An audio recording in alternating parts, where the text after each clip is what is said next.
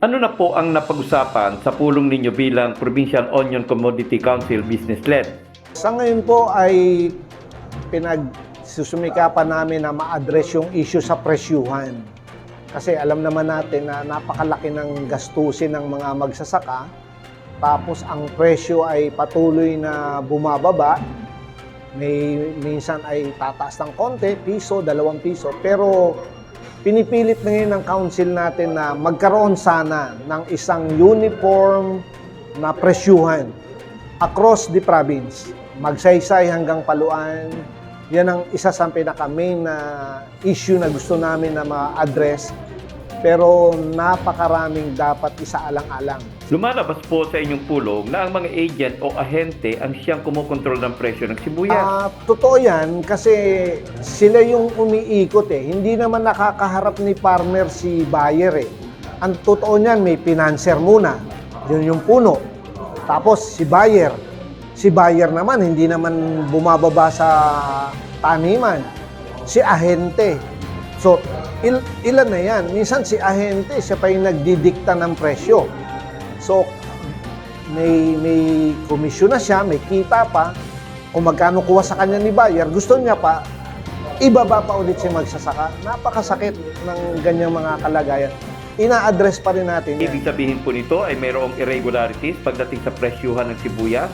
Ano po ang nakikita ninyong solusyon? Yun talaga ang nangyayari. Kaya nga kung mapapansin mo, kanina nagmumungkahi din kami na magkaroon ng accreditation ang ating mga buyer. Haharap talaga sila. Kukuha sila ng license to conduct business sa probinsya natin. At pag hindi ka accredited, hindi ka makakapamili dito sa atin. Ngayon, nakikita rin ng ating council na pabor iyon eh. Unang-una, lihitin mo yung buyer. Ang buyer magbibigay ng tamang ulat sa probinsya, sa gobyerno, magkakaroon ng kita ang probinsya. Ang farmer, secured siya, hindi siya matatakbuhan. Bakit? Sinong bayaran Pagka hindi nagkabayaran, marami tayong kaso na ganyan. Pag hindi nagkabayaran, sinong bayaran pumunta sa'yo? Isang punta mo lang doon sa MAU office, o kung saan ka nagtanim na tinakbuhan ka o hindi ka binayaran ng tama. Si buyer po na ganito, titingnan ka agad yung accreditation. Siyempre, full profile ka doon. Mahahanap ka, makakasuhan ka. Kaya napakaganda na maisaalang-alang natin itong mga tinatanong mo na ito. Kung ganon, dapat din po ba na ang farmers ay magbigay ng tamang datos sa inyo? Totoo yan kasi pag nagdidikta kasi hindi naman nagdidikta, kundi pagka nagsusumada, kumukompute tayo ng ano ba yung magandang presyo na may kita na si farmer, may kita rin si buyer, may kita rin kung nag-storage, kumita rin yung negosyo. Siyempre, negosyo yan eh. Ngayon, yung datos na hinihiling natin na dapat tama sana, pag tinanong natin, magkano ba ang puhunan mo sa isang ektarya? Minsan, bloated naman masyado. Sabi niya, gumastos ako 300,000. Sabi nila, totoo naman yun, Alfie. Ganun naman talaga ang gastusan. Minsan naman, bakit yung kabilang isang ektarya din? Nakagastos lang siya ng 200,000. So, pag nag-compute tayo, napipilitan tayo ngayon na itaas ng todo yung presyo. Pag tinaas naman natin ng todo yung presyo, tuwan-tuwa si farmer. Ang gagawin naman ni buyer ngayon, mag-stop buying kami. Hindi namin kaya yung presyo nyo. Nabubulok yung sibuyas mo. Farmer ka na maliit, wala kang pang storage. May storage man, nakareserve na sa malalaki, sa mayayaman. Kaya, tama yung sinabi mo, kailangan natin ng accurate na datos. Pagka nakikipagtulungan tayo, pag hinihingi ni technician, ni DA, ni OPA, ni council, sabi na, bigyan mo kami ng datos. Sige, dapat magkasundo tayo dyan. Bakit nasa status ko ngayon yung farm gate price na binabalangkas ninyo? Ano po ang mga dahilan? Ang nakikita natin kasi ngayon dyan, kung mapapansin mo, may mga datos tayo na pinag-uusapan sa lamesa. Ibang presyo kay Magsaysay, iba kay Kalintaan. Si Kalintaan, iba kay Sablayan. Yung mga taga-Sablayan, galit nga dahil mababa ang presyo nila. Tapos, iba rin kay Paluan. Si Paluan, 50. Dito, mag-ikot ka, may 30. Di ba? Di ba mimili na lang ako dito ng 30 at dalayin ko doon kay Paluan. Pero siyempre, nakikita natin dyan yung mga talagang concerns diyan. Iba naman yung quality kasi doon. Pangalawa, yung logistic ng buyer, andun na lang yung abrapier, tatawid na lang siya, konti na lang. Dito, ilang pang libong halaga ng krudo ang uubusin niya bago pa siya makarating ng abra. So, ganun mga bagay, nakikita natin ngayon na kung gusto natin kasi sa panghinaharap, isali natin si probinsya. Nagpapasalamat tayo kay Ma'am Ogie Subiri na nandyan siya, all-out support siya, na matulungan itong mga farmer natin. So nakikita natin dito, sabi mo nga, kung pangmatagalan ng gusto nating alamin, may plano naman si gobyerno. Maglagay tayo ng processing facility para may powdered onion tayo, may customer tayo, si Magic Sarap, si Century Tuna. Pag nagbukas ka ng Hakata, hindi mo naman makikita yung sibuyas eh.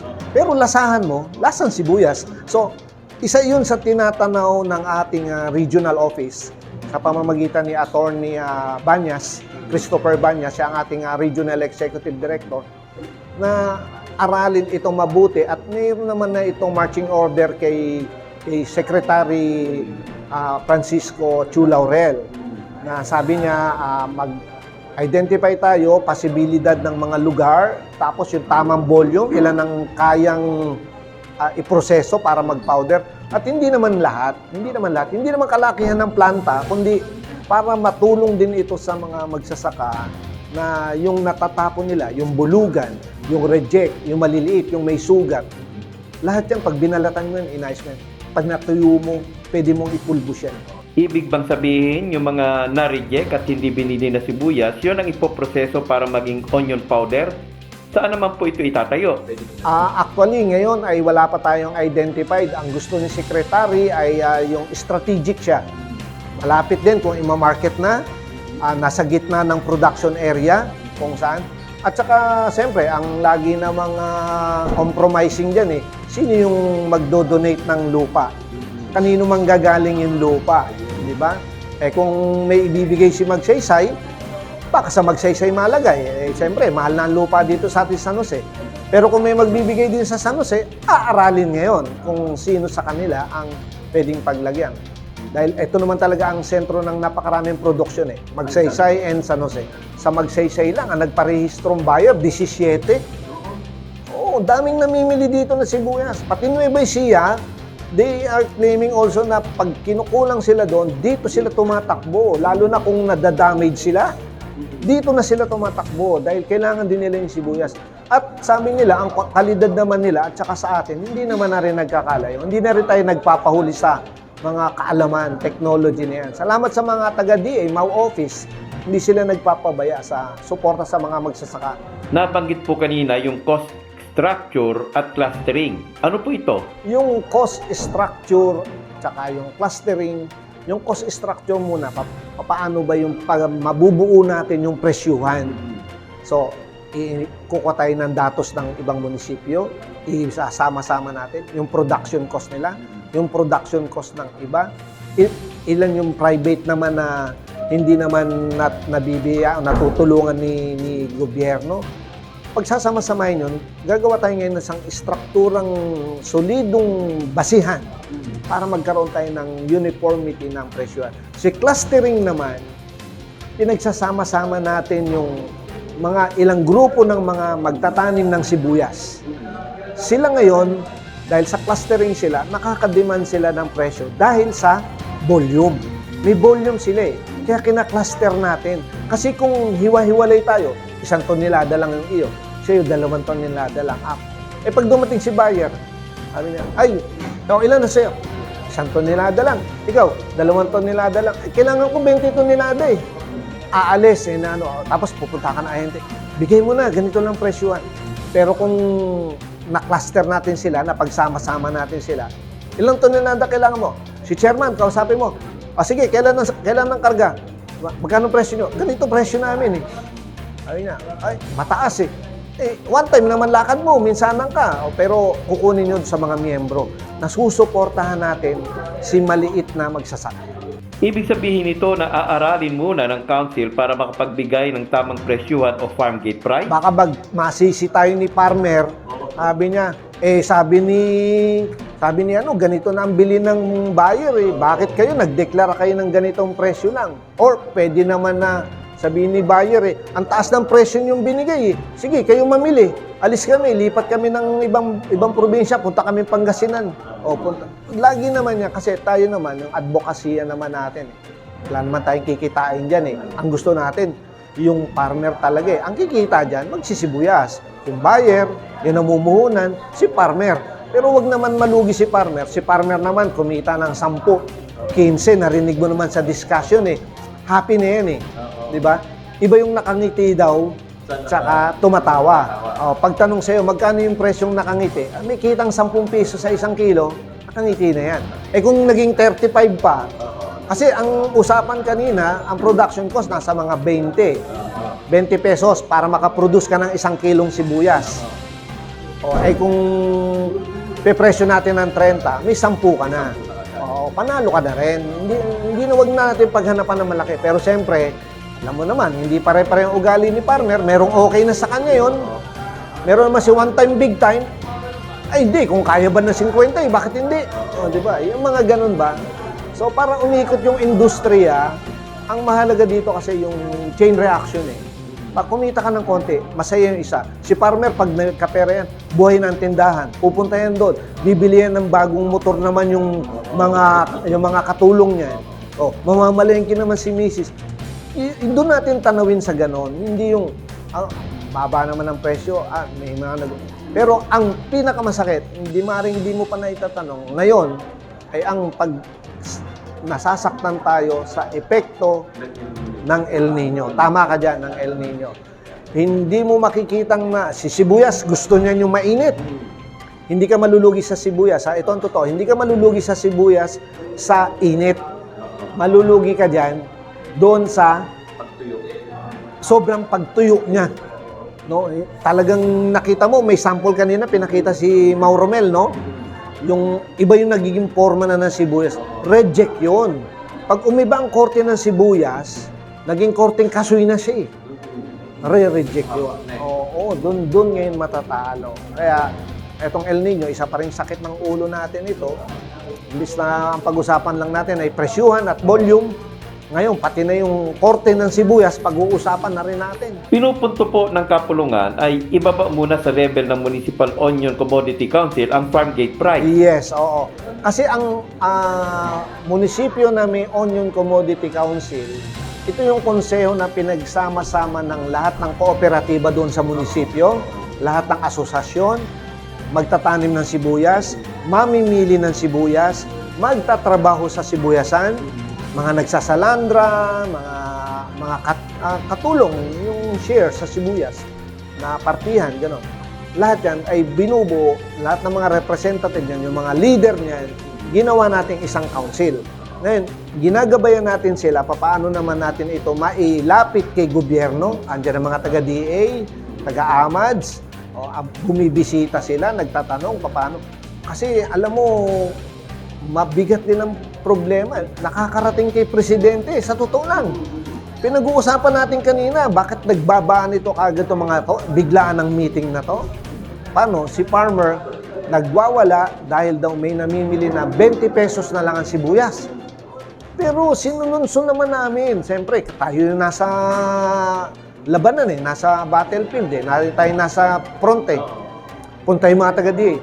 Nako, nung nakita naman si sibuyas, binunot ng maaga dahil yung kanyang source ng tubig natuyo na.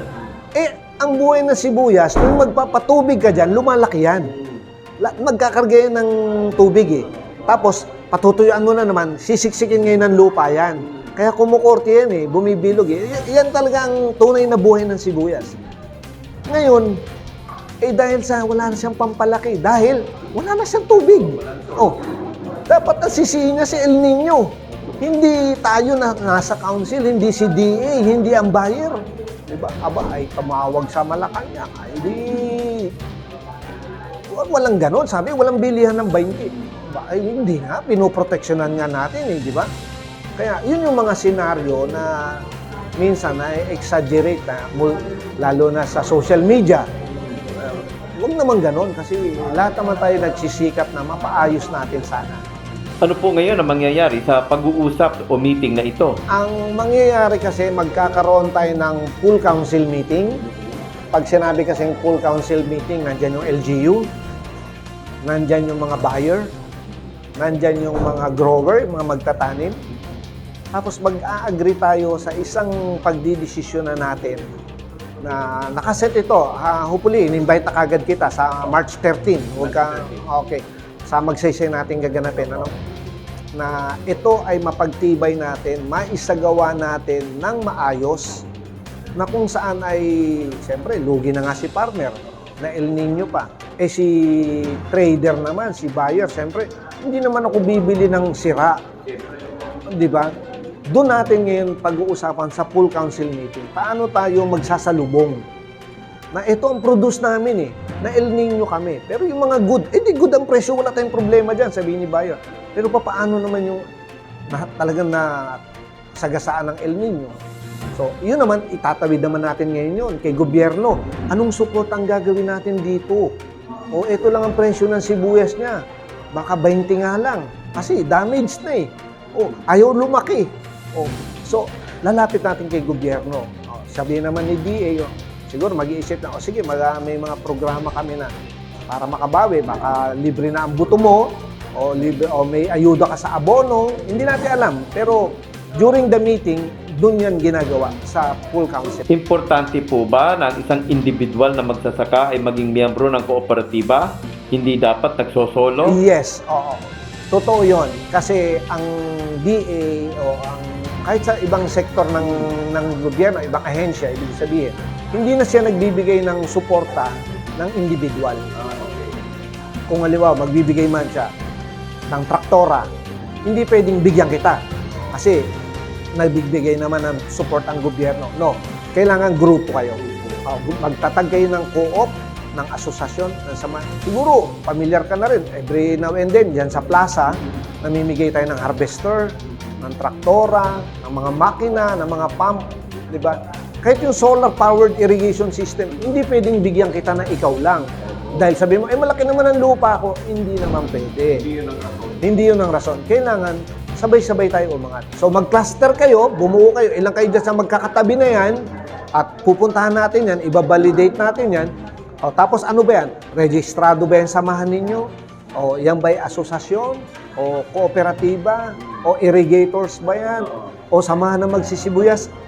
Pag na-validate yan at nakita natin ano yan, sa next year na plan and budget, kasama na kayo. Ililista na kayo.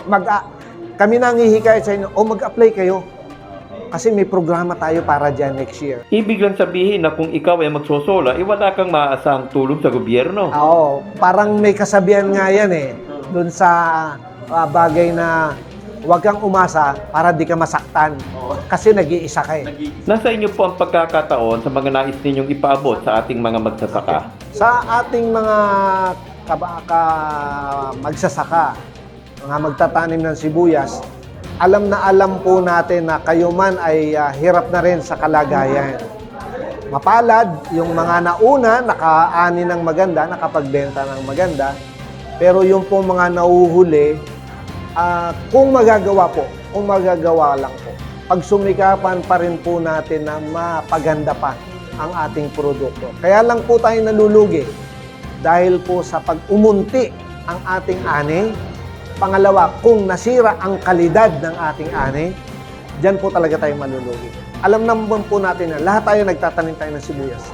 Pero pag sumikapan pa rin natin mapaganda. Kaya lang, kung wala na talagang makukuhanan ng tubig, may mga programa po ginagawa rin si DA. Nagmumungkahi kami na subaybayan ninyo, makipag-ugnayan kayo.